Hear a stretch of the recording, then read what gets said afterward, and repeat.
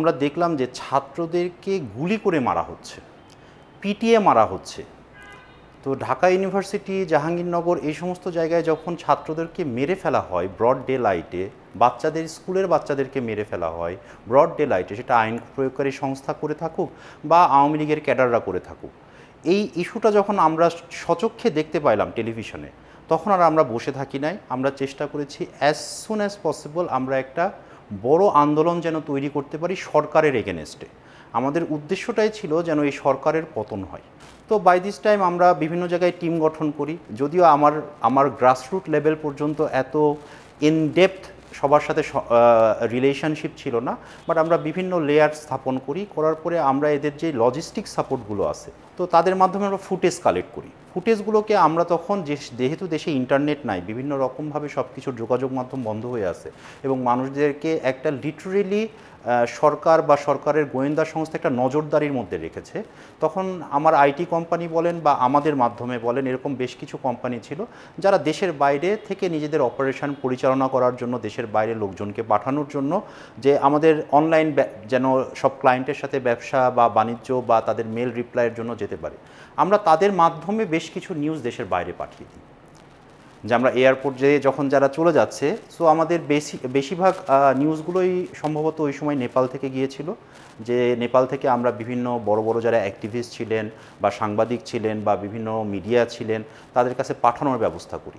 এই পাঠানোতে তৈরি করতে যে আমাদের যেই বেগগুলো পেতে হয়েছে, সেটা হচ্ছে আমরা এয়ারপোর্ট দিয়ে একটা পেন ড্রাইভও নিয়ে যেতে পারছিলাম না।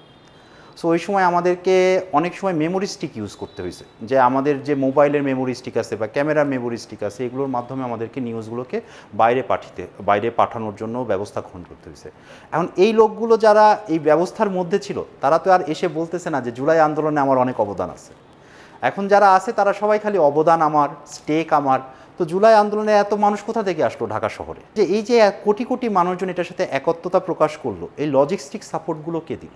আমি আমার জায়গা থেকে যতটুকু পেরেছি বিভিন্নভাবে মানুষজনকে থাকার জায়গার ব্যবস্থা করে দেওয়া, বিশেষ করে ধানমন্ডি থেকে উত্তরা, আমাদের মিরপুর এই সমস্ত জোনে যাত্রাবাড়িতে, ঠিক সেরকম রামপুরাতে বলেন বা আমাদের উত্তরাতে বলেন, মিরপুরে বলেন, আমরা কিছু জায়গার ব্যবস্থা করি যে জায়গাতে মানুষজন থাকতে পারবে যারা ঢাকার বাইরে থেকে প্রোটেস্ট করতে আসতেছে বা ঢাকাতে যারা নিজেদের জীবনকে সংকীর্ণ ভাবছে যে আমরা বাসায় থাকতে পারবো না, থাকলে পুলিশ অ্যারেস্ট করবে, কেন পুলিশ প্রতিটা বাসায় যাওয়া শুরু করেছিল ওই সময়।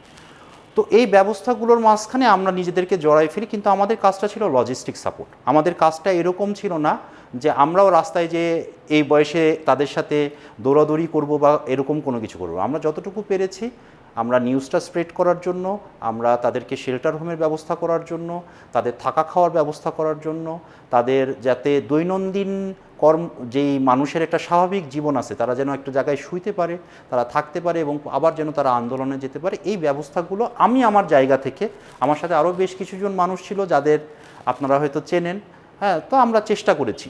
যেহেতু এই রেজিমটা চেঞ্জ হয়েছে, 5 তারিখে শেখ হাসিনা পালিয়ে গিয়েছে, স্বৈরাচার শেখ হাসিনা এবং তার দলবল সব নির্বিশেষে সবাইকে নিয়ে ব্যাগ অ্যান্ড ব্যাগেজ চলে গেছে। তো আমি বলতে পারি যে আমরা অতটুকু পর্যায়ে সফল, বাট আমরা এতে স্টেক নেওয়ার পর্যায়ে না, যে আমাদের এখানে কোনো রকম আমরা এত কিছু করছি, সরকারের কাছ থেকেও আমাদের কিছু লাগবে। এটা আমরা আমাদের জায়গা থেকে করেছি, আমাদের সচেতনতার জায়গা থেকে, অন্য কোনো কিছু না। প্রথমত তখন যে দল হবে, ছাত্ররা যে একটা দল করবে, ছাত্ররা যে ক্ষমতায় যেতে চায়, এই জিনিসটাই তো আমরা জানতাম না।